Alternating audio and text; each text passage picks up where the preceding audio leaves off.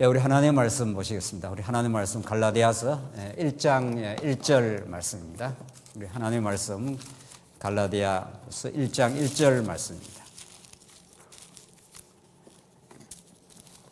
예, 찾으신 줄 알고 봉독 드리겠습니다. 갈라디아 1장 1절 말씀입니다. 사람들에게서 난 것도 아니요 사람으로 말미암은 것도 아니요 오직 예수 그리스도와 그를 죽은 자 가운데서 살리신 하나님 아버지로 말미암아 사도된 바울은 함께 있는 모든 형제와 더불어 갈라디아 여러 교회들에게 우리 하나님 아버지와 주 예수 그리스도로부터 은혜와 평강이 있기를 원하노라. 3절까지 우선 봉독 드렸습니다. 우리는 지난 시간 갈라디아서 서론을 통해서 갈라디아, 이 짧게 보이는 갈라디아서 말씀이 얼마나 혁명적인 진리의 가치를 가지고 있는지, 역사를 어떻게 지난 2000년 교회사에 얼마나 충격적이고 놀라운 복음으로 다가온 말씀인지를 우리가 확인했습니다. 인간 모두가 아담 타락 이후 인간의 행위를 근거로 한 율법주의라고 하는 자기 행위주의에 모든 인생이 빠져 있는데, 그로부터 우리를 건져내시고 예수 안에서 주어지는 놀라운 복음의 진리가 우리 갈라디아서에 잘 나타나 있습니다. 오늘 우리는 지난 서론의 마지막 부분 남겨놓았던 이 갈라디아서의 위치, 주제, 전체적인 흐름 간략하게 정리하고 바로 본문 들어가도록 하겠습니다. 갈라디아서는 신약 성경에서 서신서의 한 위치를 차지하고 있는 거죠. 사복음서가 있고 구약의 하나님 나라 언약대로 오신 예수가 사복음서에서 당신이 구약 하나님 나라 언약의 성취자로 오시고 그걸 죽으시고 부활하셔서 성령을 보내어서 이 땅에 하나님 나라의 교회를 이제 성령께서 세우십니다. 그 세워진 교회를 강건하게 만들어가는 거죠. 양육도 시키고 무장도 시키고 잘 싸우게 하여 마침내 승리하게 하는데, 이 갈라디아서는 로마서, 고린도전후서, 갈라디아서, 이른바 우리가 범주로 볼 때 양육의 복음, 세워진 교회를 탄탄하게 이제 양육해 가시는 성령의 사역을 우리 사역 중에 있는데, 로마서와 갈라디아서는 아주 유사합니다. 아주 유사한 내용을 담고 있지만 또 다르다는 거죠. 근본 원리는 이제 동일한데, 로마서는 우리가 칭의의 복음, 이걸 우리가 조금 더 원리적으로 아들의 칭의의 복음이라 이렇게 할 수 있죠. 왜냐하면 로마서 앞부분에 하나님께서 복음은 그 옛적의 선지자들로부터 약속한 것인데 그 아들에 관하여 약속한 것이라 이렇게 딱 나옵니다.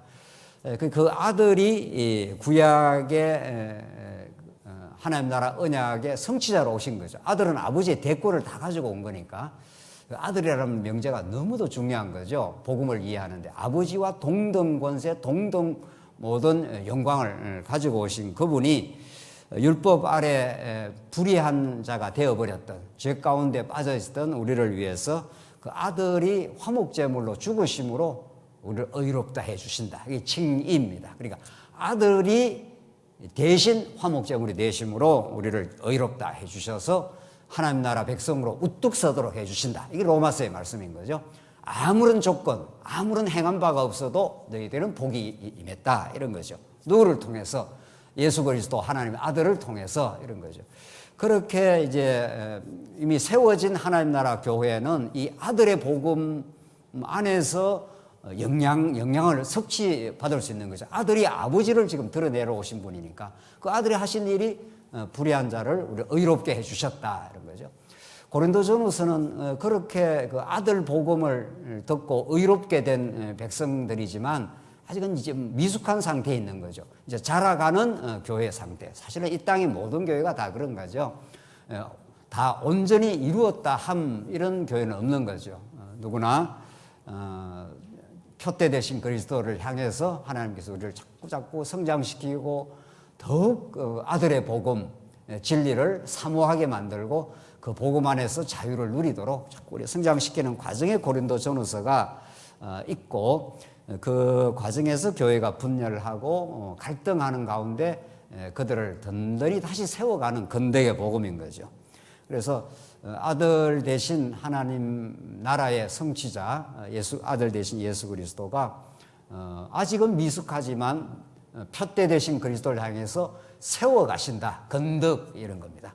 누구나 그런 그 건덕의 여정 가운데서 하나님께서 우리를 단단하게 세우시고 분열을 넘어 하나 되게 만들어 가시고 갈등을 넘어 화해를 만들어 가시는 하나님의 역사. 그런 과정을 지나 갈라디아서는 자, 아들의 복음에서 너희를 의롭다 하신 하나님께서 우리가 하나님께서 내버려 두면은 얼마나 우리는 자기 중심적인 죄인이라는 것을 교회 생활을 통해서 우리 가정 생활을 통해서 사회성을 통해서 다 우리가 노출됩니다. 그게 이제 분열이라든가 자기 중심적 시기라든가 경쟁이라든가 이게 고린도 교회 상황 아닙니까? 그런 너희들의 어리석음이 예수를 믿고 나서도 여전히 드러날 수 있다. 또 드러나고 있다 우리가. 그럼에도 불구하고 하나님은 한번 언약한 하나님 나라 백성을 은혜로 굳건하게 붙들어 가시는 거다. 이게 갈라디아서 말씀입니다. 그러니까 로마서와 갈라디아서 아주 유사하게 보이지만은 어떤 차이가 있는가 하면은 고린도 전후서라고 하는 우리 실제 살아가면서 나타나는 시기, 분쟁, 원망, 송사, 음행 이런 모습들을 다 이제 하나님께서 노출시켜 가면서 아무리 하나님 앞에서 부득한 삶이 있다 하더라도 하나님은 언약대로 너희들을 견고하게 지켜주시고 은혜의 복음이 그 신실하신 하나님께서 꼭 너희들을 지켜가신다. 그 은혜의 복음만이 하나님 나라인 교회를 세우는 생명의 양식이 된다. 너희들을 율법의 저주로부터 자유하게 했고 이제는 옛사람의 소욕 따라 옛사람의 소욕에 노출이 분열, 시기, 원망 뭐 이런 거로 드러나지 않습니까? 그런 것들이 아주 농도짓게 많이 우리가 미숙할 때는 드러났다면은 이제 사랑의 종이 되게 하나님께 만들어 주신다. 그래서 성령의 열매를 맺게 해서 사랑하고 희락하고 화평하고 이 모든 것들이 성령의 열매로 우리를 만들어 가시는 그 하나님의 주권, 그 언약의 신실하심, 궁극적으로 우리를 사랑하심. 이게 갈라디아서의 말씀입니다. 정말 하나님은 우리가 이 땅에 무엇을 겪어도 어떤 시련 속에 우리가 노출된다 하더라도 우리의 또 미숙함이 때로는 우리를 미워하게 만들고 내가 이 모양밖에 안 되느냐 이렇게 우리가 어리석음 속에 허우적거릴 때가 있지만 신실하신 하나님은 우리를 알고 마침내 그리스도의 말씀에 사로잡힌 바 되게 해서 사랑의 종로로 타도록 하나님께서 만들어 가신다. 이게 언약의 복음이다. 율법 아래서 너희들이 율법을 지켜서 너희들이 하나님 앞에 나오는 게 아니라 그렇게 될 수가 없다. 이런 것이 이제 갈라디아서에 나타나는 그 말씀입니다. 갈라디아서는 로마서, 고린도 전후서를 넘어 다시 한번 로마서에서 개진된 복음을 다시 한번 못 박아주는 그런 놀라운 말씀인 거죠. 자, 그래서 우리 갈라디아서가 이런 그 은혜의 복음인데 우리 오늘 이제 본문 들어가겠는데 은혜의 복음 첫 번째가 복음의 진정성이 나오고 뒤에 대목이 이제 생활의 윤리에 대해서 나옵니다. 복음이 무엇인가를 우리에게 가르쳐주고 그 능력을 우리가 깨닫게 되면은 삶의 기독교 윤리라 그러지 않습니까? 삶의 생활을 하나님께서 반드시 만들어내고야 마신다. 복음 없는 기독교 윤리는 없다는 거죠. 그렇게 이제 갈라디아서가 아주 간략하게 짜여 있고 우선 첫 번째 복음의 오늘 절대성입니다. 복음의 절대성. 그리고 우리 다음 대목이 복음의 은혜성인데 오늘 복음의 절대성에 대해서 확인하겠습니다. 절대라는 말 자체가 정말 성경에서만 가능한 언어인 거죠. 거기에 대해서 우리 이제 본문을 통해서 이제 확인해 가도록 그렇게 하겠습니다. 우선 1장 1절로 오늘 우리가 확인할 내용이 그리스도의 계시에 의한 것이다. 그래서 절대적이다. 이게 사람에게서 나온 것도 아니고 사람이 계획한 것도 아니고 사람이 연구해서 터득한 것도 아니라 그리스도로부터 주어진 하늘로부터 주어진 계시에 의해서인 것이다. 이 내용을 우리가 오늘 확인하겠습니다. 1절을 보십시다. 사람들에게서 난 것도 아니요 사람으로 말미암은 것도 아니요 오직 예수 그리스도와 그를 죽은 자 가운데서 살리신 하나님 아버지로부터 말미암아 사도된 바울은 자기가 사도가 되었다. 하나님으로부터 부름을 받아서 보냄을 받은 존재인 바울은 하는데 이 서술이 제법 깁니다. 첫째, 사람들에게서 난 것도 아니요 사람으로 말미암은 것도 아니요. 사람이라는 걸 지금 강조하잖아요. 그리고 그 대척점에 예수 그리스도 혹은 하나님 이렇게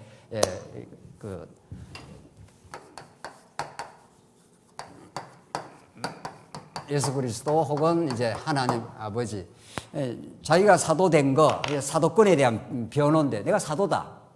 내가 사도가 된 것은 누구로부터 내가 배워서라든가 누구로부터 사람의 권위를 덧입어서라든가 그런 것이 아니라는 거죠. 학교에서 논문을 쓰면은 자기 주장을 정당화할 때, 자기 주장을 옳음을 입증할 때는 자기보다 더 권위가 있는 학자들 어떤 책을 이제 인용을 하지 않습니까?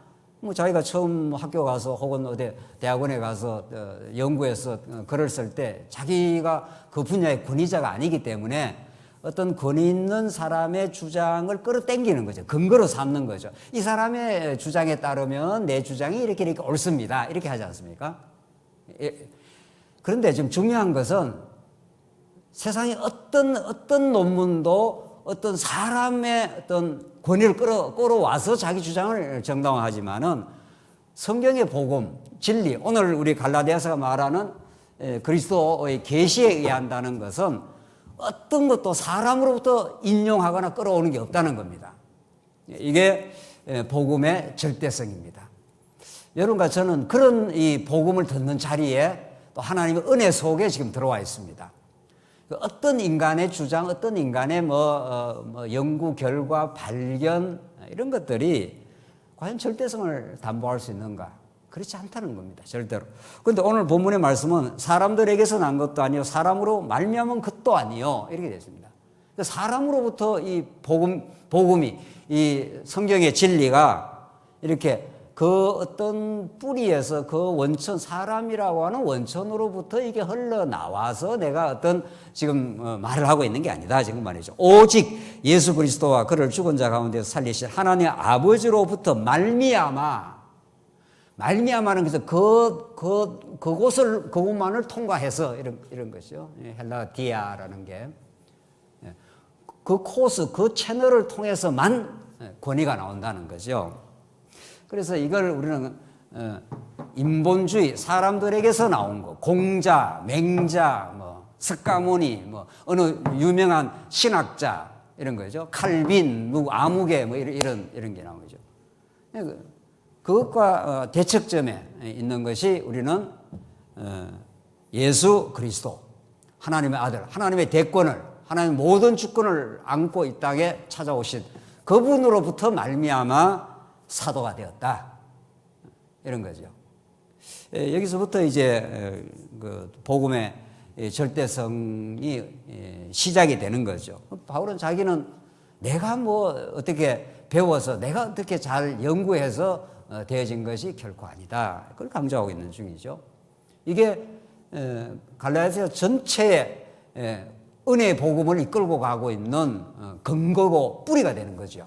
여러분과 제가 이제 그런 말씀을 확인하는 거죠. 2절 함께 있는 모든 형제와 더불어 갈라디아 여러 형제 교회들에게 우리 하나님 아버지와 주 예수 그리스도로부터 은혜와 평강이 있기를 원하노라. 은혜와 평강, 이게 늘 바울이 즐겨 사용하는 축원입니다.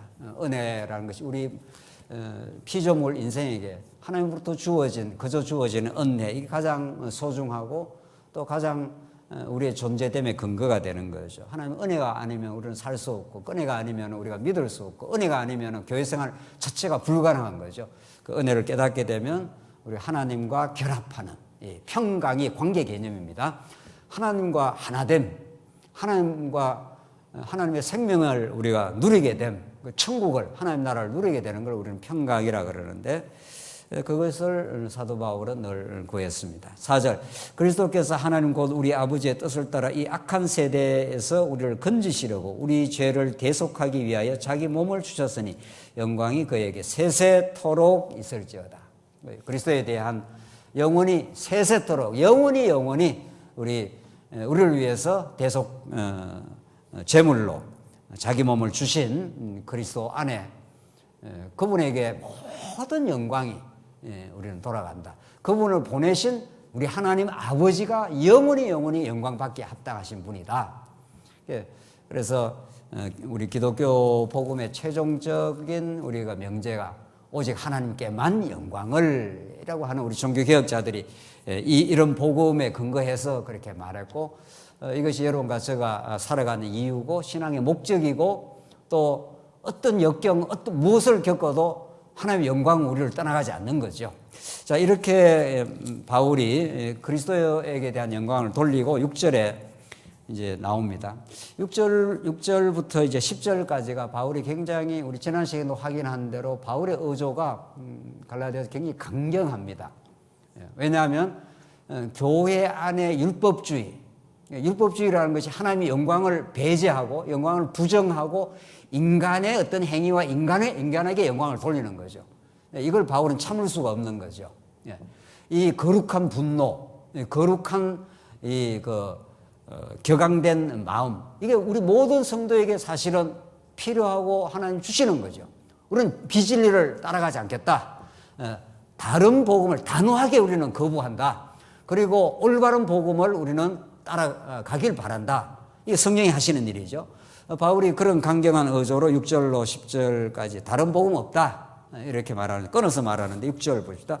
그리스도의 은혜로 너희를 부르신 이를 이같이 속히 떠나 다른 복음을 따르는 것을 내가 이상히 여기노라. 이 바울이 지금 몇 번이나 다른 복음을 4번이나 강조하는데 7절 보십시오. 다른 복음은 없나니 다만 어떤 사람들이 너희를 교란하여 그리스도의 복음을 변하게 하려 함이라. 다른 복음과 그리스도의 복음인 거죠. 사람에게서 나온 거, 사람의 영광을 돌리는 거, 이걸 다른 복음이라 그러고,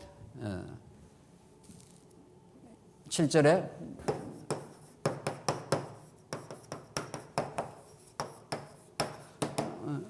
우리가 믿고 따르는 거, 우리가 영원히 그 진리 안에 자유를 얻는 길, 이건 그리스도의 복음인 거죠.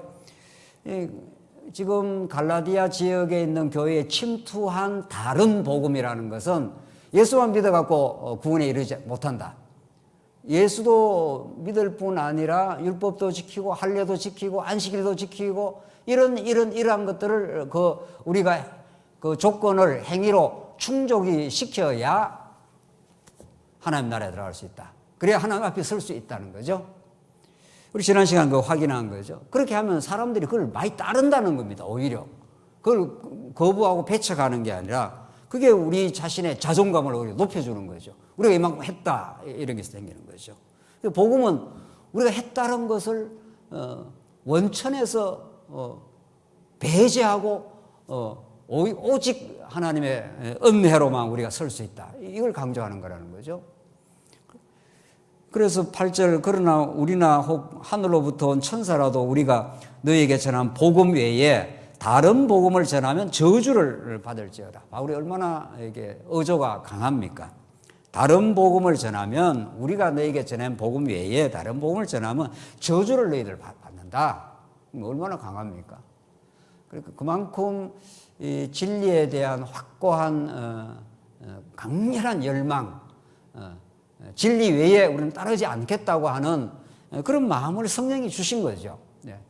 또 기독교 교회사에서 새로운 진리 운동이 일어날 때마다 굉장한 핍박을 받았고, 진리 운동하는 사람들이 하나님께서 그렇게 세우시면 루터나 칼빈이나 뭐 다 그런 거죠.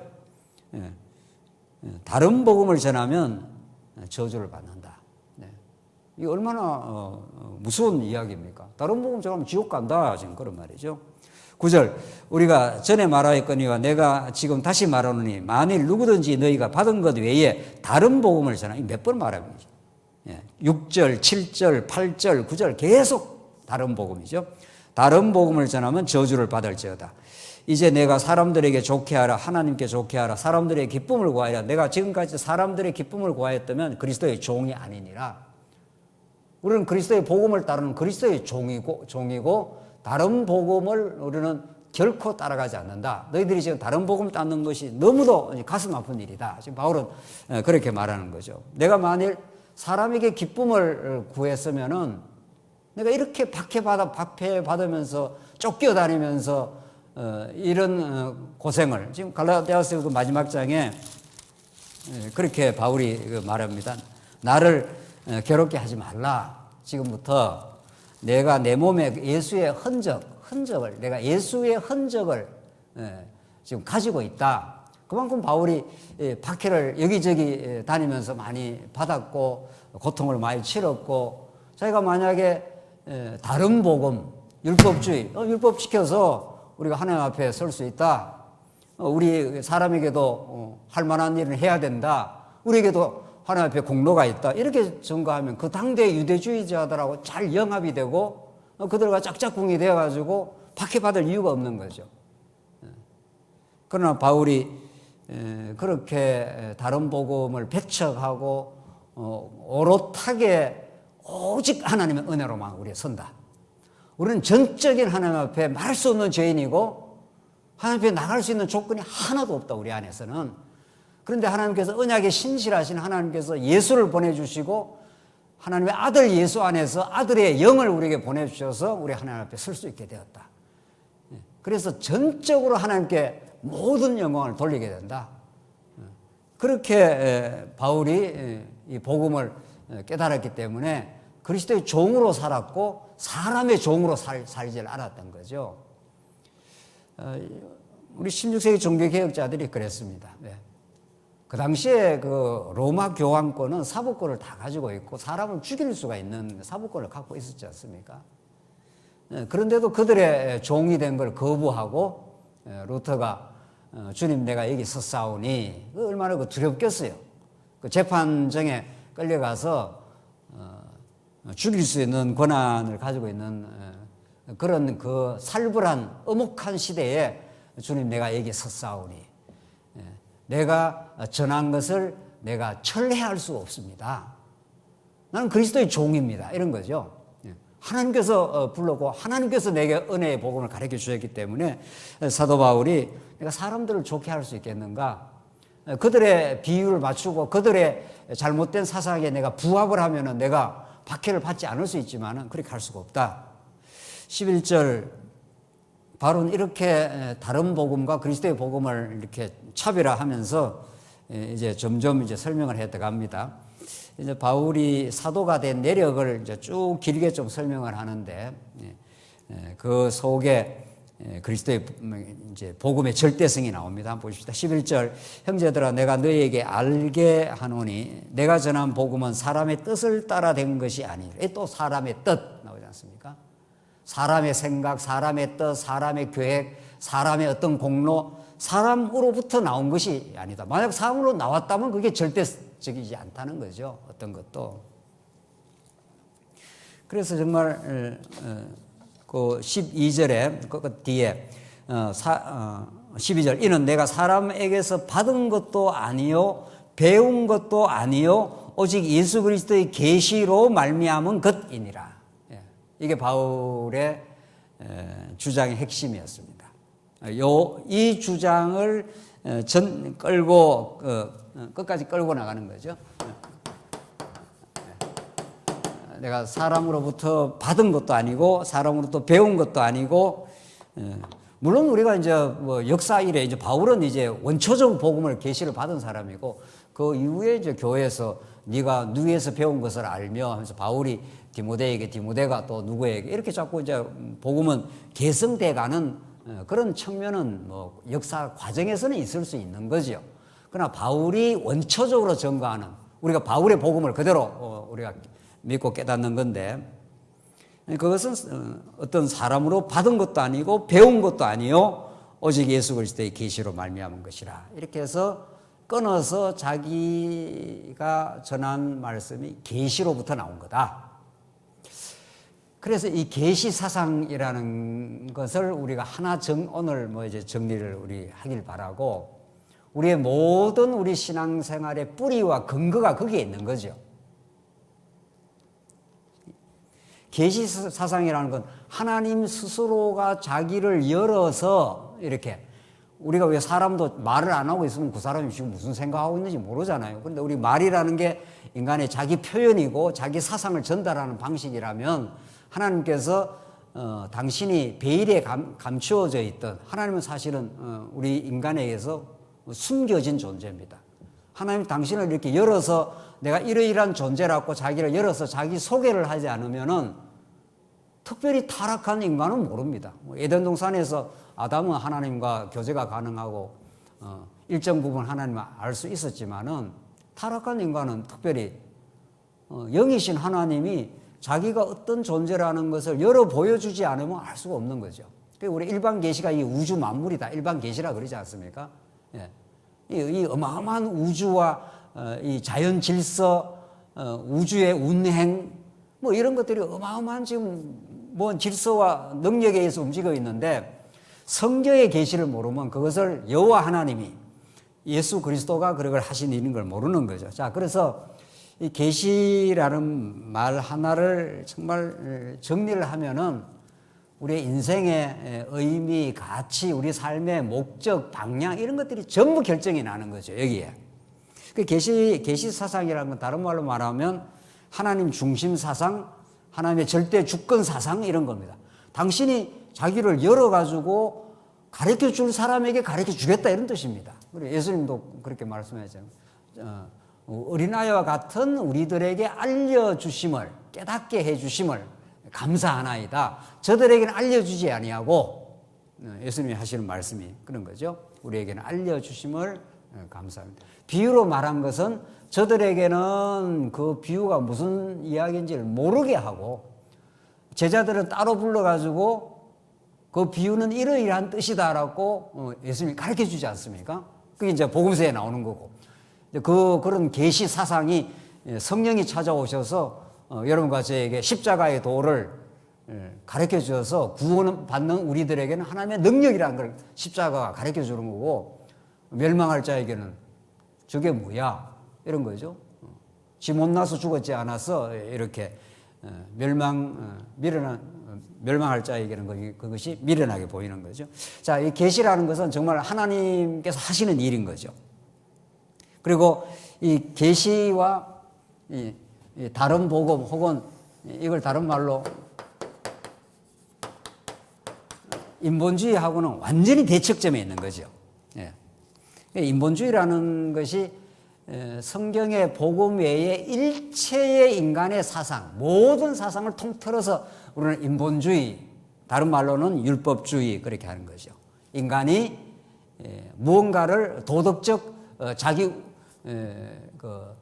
성취를 통해서, 자기 성취를 통해서 인간의 주권, 인간의 영광, 인간의 의로움 이런 것이 인간 내면 속에 있다고 주장하는 것, 이것이 계시 사상과 대척점에 반대편에, 완전히 반대편에 있는 인본주의 사상 아닙니까?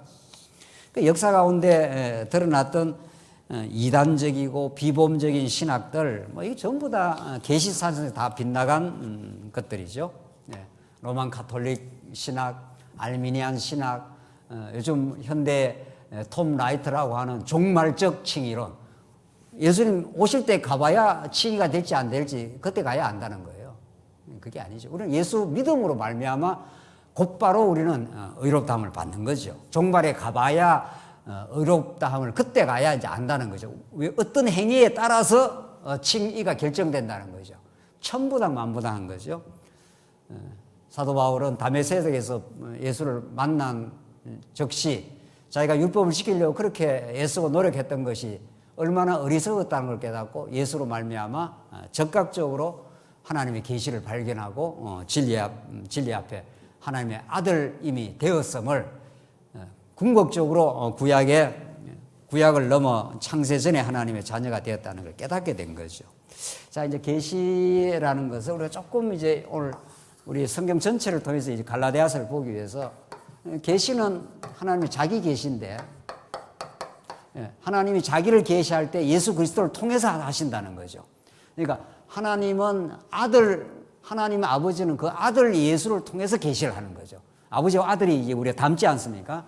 그게 이제 일반 계시인데, 하나님 아버지의 영광과 그 주권과 능력을 우리가 못 깨달으니까 이 피조 만물을 통해서, 그러니까 하나님께서 예수 그리스도라는 분을 통해서 하나님의 아들을 통해서 당신의 모든 것을 그 아들을 통해서 드러내겠다 이런 뜻입니다. 이게 계시입니다. 이게. 근데 그 아들을 통해서 역사 가운데 어떻게 드러내는가 하면은 언약의 방식을 언약으로 하나님께서 언약 대상에게 언약을 맺고 그거를 성취해서 당신이 이제 계시하겠다. 그래서 우리는 언약 성취가 그렇게 중요한 거죠. 이 원리를 말하지 않으면은 툭 떨어져 버려요. 어디로? 인간이 뭘 해야 된다는 거예요. 인간이 뭘 노력을 해야 된다는, 이렇게 되는 거죠. 언약 성취를 이야기하면 성경은 우리에게 무엇을 지킬 걸 요구하는 게 하나도 없습니다. 얼핏 보면 뭘 하라 하는 말이 있기 때문에 그걸 잘못 해석을 하면 성경에서 우리들은 뭐 하라고 한 게 많지 않느냐. 그게 성경을 뭐 부분적으로 떼면 귀에 걸면 귀걸이 되고 코에 걸면 코걸이가 되는 거죠. 그거야 100번. 성경에는 하나님이 없다는 말도 있잖아요. 어리석은 자가 말하기를 자기 사상에 하나님이 없다 하는 것도 앞뒤 다 떼면 하나님이 없다라는 말도 있어요. 성경에. 그러니까 성경은 한 통으로 성경 창세부터 계시록까지가 언약대로 이루시는, 성취하시는 하나님의 자기 계신 거죠. 그러니까 언약하고 당신이 이루시는 거죠. 거기에 이제 오늘 갈라디아서의 율법관하고 직결되어 있는 거죠. 그렇죠? 왜 지금 이렇게 그 당대 사람들이 율법주의에 빠지게 되고 신앙의 자유를 잃어버리고 참된 그 사랑의 종으로 기쁨의 삶을 망각하고 내가 뭔가를 해야 된다. 왜 안 했느냐. 그 정죄감 그리고 남에 대한 비판 이런 모든 어리석은 빗나감 이 모든 것들이 율법에 대한 오해로부터 온 거죠. 그럼 구약은 어떻게 봐야 되냐? 하나님께서 이제 언약 성취가 이게 큰 원리라고. 구약에서는 하나님께서 아브라함에게 언약을 한 거죠. 물론 그 이전에 아담에게 한 거는 뭐 우리가 다 기본적으로 원형적으로 다 아는 거니까. 구약의 이스라엘 역사는 하나님께서 아브라함에게 언약을 해서 복된 날을 하나님께서 선물로 주겠다 이 말이죠. 아브라함이 언제 뭐 하나님 앞에 내가 내 나라를 하나 건설해 주십시오라든가 내가 의롭게 살겠습니다. 이렇게 한 적이 없습니다. 일방적이고 주권적으로 하나님이 아브라함에게 찾아오신 겁니다. 찾아와서 내가 복이 될지라 큰 민족을 이루게 되고 너는 복이 될지라 이렇게 하나님께서 바라크라고 하는 복의 백성을 만들어 주겠다. 그냥 선언을 했지 않았어요. 그 하나님 이스라엘 나라를 건설해서 하나님이 통치하는 그 복되고 복된 나라 장차 예수 그리스도 안에서 이루어지는 하나님의 나라인 이 교회 머리 대신 그리스도에게 우리가 붙은 바 되어서 이 고난 많은 세상을 살아가도 내 삶의 의미가 하나님을 더 배우고 그 은혜 속에 살고 우리 지체들과 진정한 의미의 사랑을 나누고 오늘 우리 저녁도 우리 성도님과 간단하게 우리 컵라면 먹고 이렇게 했는데 그 의미가 달라요. 그냥 우리는 음식을 나누는 게 아니라 우리 그리스도 안에서 한 형제 자매임을 알고 그 음식을 먹으면서 하늘 양식 대신 예수 그리스도가 우리에게 찾아와서 자기의 살과 피를 우리에게 쏟아 부어 주셔서 우리가 새 생명을 얻은 하나님의 백성임을 우리가 알고 그럼 우리 지체들끼리 하나님을 찬양하며 감사하며 같이 음식을 나누는 거죠. 천하 없는 뷔페만 수십만 원짜리 뷔페를 가도 거기는 생명의 떡이 없는 거죠. 그 나눔 속에 그리스도의 찬양과 감사가 없는 거죠. 그냥 음식 그 자체를 먹는 거란 말이죠. 하나님께서는 그런 복된 나라를 그리스도가 통치하시고 그 사랑 안에 살게 하시고 이 땅에 영원을 바라보게 하는 그런 하나님의 나라를 하나님께서 아브라함에게 언약을 하신 겁니다. 그걸 반드시 예수 안에서 이루실 겁니다. 그리고 이루었습니다, 지금. 그런데 이 나라를 이루는 방법으로서 하나님께서 시내산에서 율법을 주신 거죠. 이 문제가 이제 율법이에요, 이게. 아브라함 언약 가지고는 그렇게 신학적 문제가 생기질 않습니다. 아브라함 언약이야 뭐 하나님께서 나타나서 아브라함에게 약속해서 복된 나라를 주시겠다 이랬기 때문에 그걸 신학자들이 헷갈려하거나 어려워하지는 않습니다. 적어도. 문제는 이게 2000년 교회사 내내 좀 짧게 말하면 500년 동안 종교개혁 이후에 율법 문제가 아직 정리가 안 돼 있습니다.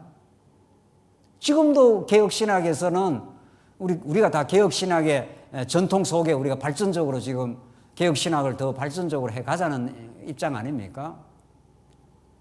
루터나 칼빈의 건강하고 그 치열했던 복음운동을 개성해가는 우리 입장인데, 칼빈이 율법을 그 중에 10계명을 율법은 오실 예수를 가리키는 것이다 잘 말했어요. 칼빈이 그렇게 말하고 나서 그러면 예수 믿고 나 어떻게 살지? 10계명 보니까 나 외에 하나 섬기지 말라, 안식일을 지키라, 부모를 공경하라, 얼핏 봐서 좋은 이야기가 있으니 그걸 예수 믿고 나서 이게 우리에게 규범으로 우리에게 제동을 걸거나 우리가 지켜야 될 어떤 표준이 된다, 이렇게 함으로 지금 우리나라에서 이 개혁신학이, 우리나라에서 장로교회가 그런 대로 이렇게 왕성을 했지, 영국은 뭐 거의 별로 없고요. 미국도 훨씬 침례교가 많습니다.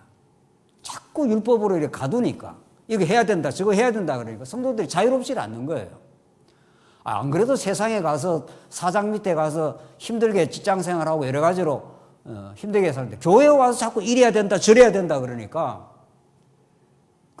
교회 생활이 자유롭지 않는 거죠. 그래서 이 율법 문제가 이게 보통 지금까지도 신학적으로 문제가 되어 있어요. 여러분과 제가 오늘 이 갈라디아서 말씀을 통해서 이 율법에 대해서, 율법에 대한 복음적 이해, 이걸 확실하게 정리를 하고 진짜 우리는 그리스도 안에서 자유하는 인생이 되어가지고 정말 사랑의 법에 이끌려서 살아간다면은 이 시대에 말할 수 없는 우리의 기쁨이고 우리의 사명이 있는 거죠. 율법은 아브라함 언약, 이게 모세 언약, 이것도 언약이에요. 우리가 시내산 언약, 시내산에서 받아든 율법이기 때문에 시내산 언약이라고 그러잖아요. 그걸 우리가 좀 신학적으로 말하면 그 율법 언약이에요. 율법이 곧 언약이라고요. 그러니까 하나님은 나라를 이루는 방법으로 준 거예요. 이게 우리가 그래서 통치법이라고 그러잖아요. 통치 방법. 하나님이 하나님께서 이스라엘 나라를 주셨는데 그 나라를 어떻게 통치하는? 그 나라가 제사장 나라니까. 하나님께서 아브라함을 불러내서 이렇게 이제 나라를 건설해 가는데 400년 종사를 했기 때문에 이 백성들은 여기 건져내 놓으면은 질서 있는 나라를 스스로 만들 길이 없습니다. 여러분들 우리 교회 생활을 해봐도 그렇잖아요. 우리 아이들 봐도 그렇잖아요. 아이들 막 어릴 때 놔두면 집안이 막 자충우돌하고 막 질서가 없잖아요. 막 한쪽에서는 싸우고 울고 더 많이 먹겠다고 막 애들은 그렇지 않아요? 400년 종사를 하고 건져내가고 그냥 하나님 그냥 내버려 둬버리면은 이게 나라가 되는 게 아니라, 나라라는 건 굉장히 질서라는 게 중요합니다. 누가 앞서고 누가 뒤서고, 그러니까 우리가 성막이 출발할 때 유다 지파가 앞서고 그 다음 지파 누가 서고 딱 해서 아주 질서정연하게 성막을 중심으로 해서 하나님 나라 군대처럼 그렇게 차바라고 하는 군대 조직을 만들어 놨다는 거 아니에요. 그 여기 이들이 제사장 나라가 될 수가 없어요. 그러니까 하나님 건져내어서 율법으로 말하면, 그래서 광야에서 다 죽이지 않습니까? 옛사람들을 막 율법 아래 정죄받아 다 죽습니다. 율법대로. 그러나 아주 죽이질 않는다는 거죠. 너희들 옛사람은 죽어 마땅하다는 걸 계시적으로 보여주시고 제사 제도를 통해서 성막으로 데리고 와서 살려내시죠. 그러니까 죽이고 살리고 하는 거 아니에요. 그러니까 구약에서 하나님께서 나라를 이루는 통치하는 방법으로서 성막에 데리고 와서 양을 한 마리 들여서 이스라엘 백성들을 대신해서 죽여가지고 이스라엘 백성을 살려냅니다. 그래서 하나님은 그 나라를 내가 이런 율법을 통해서 언약을 그대로 내가 성취하겠다. 구약에도 그렇게 성취했습니다. 정말. 그 이스라엘 백성들이 광야에서 망하지 않습니다. 옛사람을 죽이지 속사람은 점점 살아납니다. 그 살아난 백성들이 가나안 땅에 입성하지 않습니까? 그 대표가 여호수아와 갈렙을 그 대표 주자로 세워가지고 나머지 60만 대군을 다시 살려가지고 하나님께서 그대로 율법이 언약이니까 율법을 주신 하나님이 이루겠다 이런 뜻입니다. 구약에도 그렇고, 그리고 율법이 오실 복음의 그림자라고요. 그렇게 하신 하나님께서 이 아브라함 언약도 예수가 이루고 이 율법 언약, 시내살 언약도 예수님이 다 이루는 겁니다. 그러니까 예수님이 다 이루었다 그러지 않습니까? 십자가에서 다 이루었다. 그런데 이걸 율법 언약으로 못 보고 율법 규범으로 보는 거죠. 여기서 완전히 이제 삐뚤어져 버리는 거죠. 뉴질랜드 갔더니 개혁교회에 한 6명인가 7명인가 이렇게 모였어요. 오순절 교회는 막 1000명씩만 수백 명씩 모여서 왁자지껄 해요. 왜 그렇습니까? 그러니까 자꾸 율법 앞에 가두니까 자꾸 이 율법을 언약으로 못 보고 율법을 규범으로 봐요. 자꾸 이거 해야 된다, 저거 해야 된다, 이거 해야 된다, 저거 해야 된다니까 뭐 신앙에 즐거움이 없는 거죠. 그런데 예수님이 오셔서 내가 하나님 나라 아브라함 언약이 나라에 관한 복을 주겠다는 거예요. 아브라함 갈라디아에서 아브라함의 복이라 그럽니다. 아브라함에게 복. 아브라함에게 복된 나라를 줬듯이 예수님이 이 죄와 갈등과 고난이 많은 이 세상에 하나님 나라로 내가 등장하는 거죠. 회개하라. 천국에 가까이 왔느니라.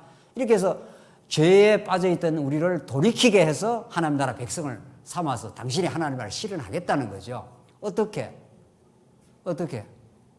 당신이 구약의 모든 율법을 내가 십자가에서 구약에도 그림자적으로 율법을 성취하신 하나님은 예수님이 진짜로 내가 오겠다. 어떻게? 율법의 모든 저주를, 율법을 이스라엘 백성이 못 지키니까. 언약 백성들 우리가 못 지키잖아요. 율법은 하나님 사랑하고 이웃 사랑하는 거예요.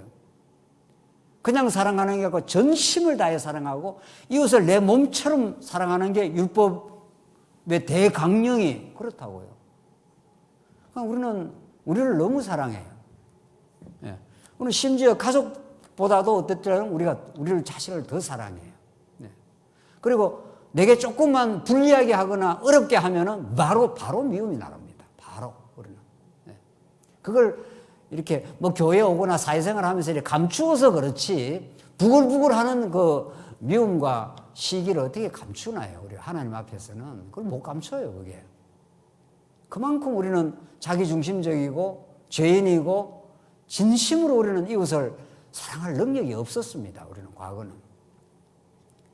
그런 우리를 대신해서 율법 앞에 죽어 마땅한 우리를 대신해서 십자가의 이 고난과 죽음을 치르지 않습니까? 예수님이 모든 율법의 저주를, 언약 백성들의 모든 저주를 대신 치러서 완전히 도말해버렸다 그래요. 그리고 우리에게는 의롭다고 해주신 거죠. 하나님 백성이라고, 하나님의 아들이라고 해준 것인 거예요. 이게 계시예요. 이게. 그러니까 우리가 지금 마지막 정리하자면은 구약에 아브라함 언약이 있고 구약에 바로 이어서 율법 언약, 시내살 언약입니다. 전부 언약이니까 하나님의 계시는 언약과 성취로 자기를 계시하는 거니까 왜 하나님이 언약을 하셨는가 하면 내가 다 이루어줘 이런 거죠. 내가 너희들을 대신해서 하나님을 사랑하고 이웃을 내 몸처럼 너희를 사랑해 이런 거죠. 그래서 십자가에서 우리에게 사랑을 확정하신 거죠. 더 이상 큰 사랑은 없는 거죠. 갈라디아서 그걸 말하고 있는 거죠. 그런데 율법주의자들은 그걸 율법을 성취하실 오실 예수를 배제해버리고 자기가 덜컥 율법을 지키겠다는 거예요. 그러니까 그게 이단이 되는 거죠. 예수를 배제를 해버리니까 예수님이 하신 일을 그 공로를 그 크신 은혜를 배제하고 내가 그 예수의 자리에 올라가는 거 아니겠어요? 내가 지키겠다 해버리면은 지킬 수도 없는 존재들이 말이죠. 껍데기로 한 거죠. 껍데기로 지킨 거죠. 껍데기로. 바리새인들이 언제 정말로 그렇게 지켜내나요?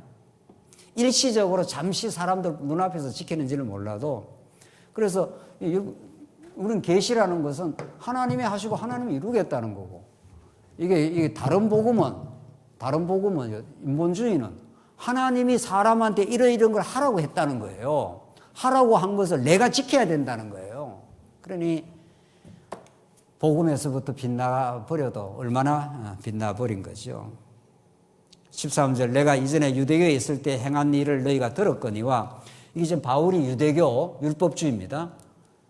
하나님의 교회를 심히 박해하고 멸하여 은혜를 깨닫고 은혜 가운데 살아가는 사람들이 저게 잘못됐다는 거예요. 왜 율법을 안 지켜? 우리가 율법 지켜서 하나님 앞에 의롭다 해서 나가야지, 이런 거죠. 14절, 내가 내 종족 중 여러 영갑자보다 유대교를 지나치게 믿어 내 조상의 전통에 대하여 더욱 열심히 있었으나 그러나 내 어머니의 태로부터 나를 택정하시고 그의 은혜로 나를 부르시니가. 곳곳에 바울은 은혜입니다. 그저 우리가 하나님 앞에 하나님의 아들이 되었다고. 우리가 한 바 없는데도 하나님 앞에 일한 바 없이 그냥 복을 받았다고, 이런 거죠. 그래서 16절, 그의 아들을 이방에 전하기 위하여. 그 아들의 복음입니다. 로마서에서 나왔고 오늘 이 갈라디아서도 그의 아들을 이방에 전하기 위하여. 아들이라는 그렇게 중요한 개념입니다. 아들은 아버지의 모든 것을 담고 오신 분이죠.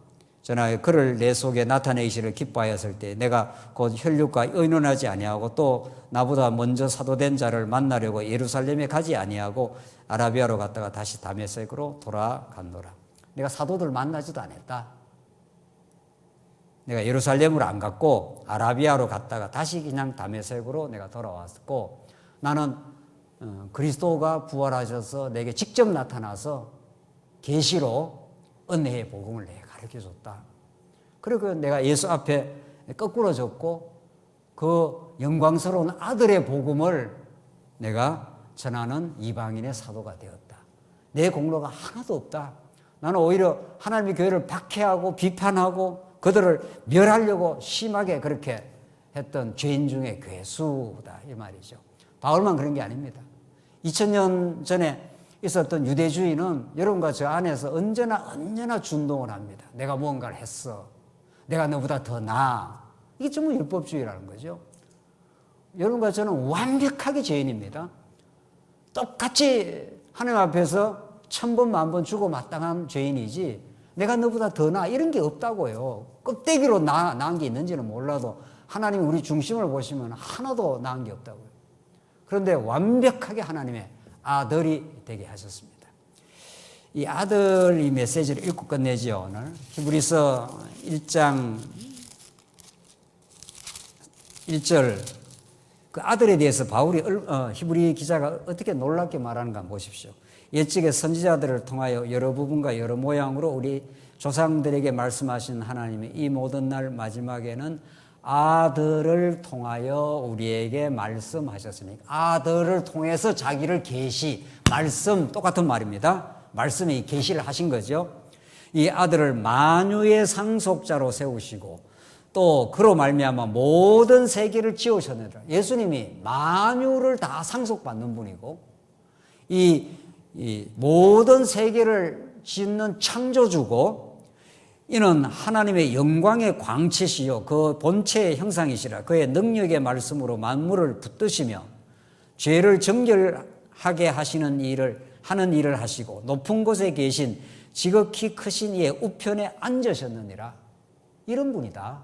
우리가 믿는 예수가 영광의 광채, 하나님 본체의 형상, 만물을 능력의 말씀으로 붙들고 계시고 죄 없다 해주시는 분이기도 하다. 그래서 지극히 크신 하나님 우편에 지금도 앉아 계신다. 그분 앞에 우리의 조브라운 행동, 이걸 좀 했느니 마느니 이걸 가지고 하나님 앞에 나갈 그런 우리는 존재들이 아니다. 우리 율법 앞에 죄와 허물로 죽었던 인간으로 우리가 폭로되었지만 구약의 하나님께서 그 많은 소나 양의 피를 가지고 하나님과 화목하게 하시고 하나님께서 그저 값없이 우리를 의롭다. 너는 하나님의 소중한 백성이야. 이렇게 해주신 구약에도 그림자적으로 율법 언약을 이루어주신 하나님은 진짜로 율법의 저주를 다 받으시고 온전히 성취해버렸습니다. 그래서 그 크고 놀라운 은혜와 사랑 속에 우리를 잠기게 하시고 여러 가지가 자유 속에 살게 하는 거죠. 그래서 기쁨과 자유로 교회를 나오고 기쁘고 행복하니 우리 지체들을 조금이라도 섬길 마음이 있어서 그렇게 믿음 따라서 하는 거죠. 그걸 하고 나서도 이 모든 것이 하나님의 은혜였습니다. 이게 은혜의 복음 갈라디아서의 말씀입니다. 이 은혜의 복음을 아무도 저지하거나 막을 권세가 없습니다. 그 믿음 따라서 하시면 되는 겁니다. 그 믿음의 영향 따라서 은혜에 사로잡힌 바 되어 그렇게 살아가며 우리 교회를 섬기며 우리 하나님을 찬양하며 살 수 있도록 율법 언약을 성취해 주셨다. 이 율법을 우리는 율법 언약으로 봤을 때 정말 그 율법의 정죄, 그 무거운 짐으로부터, 멍에로부터 온전히 벗어날 수가 있는 겁니다. 갈라디아서는 이 자유의 복음을 우리에게 생생하게 전달하고 있습니다. 기도하십시다. 하나님 아버지 은혜를 감사합니다. 오늘 갈라디아서에 나타난 그리스도의 계시의 말씀, 이 복음의 절대성에 대해서 확인했습니다.